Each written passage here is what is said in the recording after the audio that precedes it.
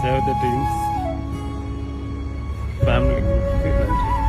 അസ്സലാമു വറഹ്മത്തുള്ളാ. പ്രിയപ്പെട്ടവരെ നമസ്കാരം. ഞാനിപ്പോൾ ഉള്ളത് മംഗലാപുരം KS ഹോസ്പിറ്റലാണ്.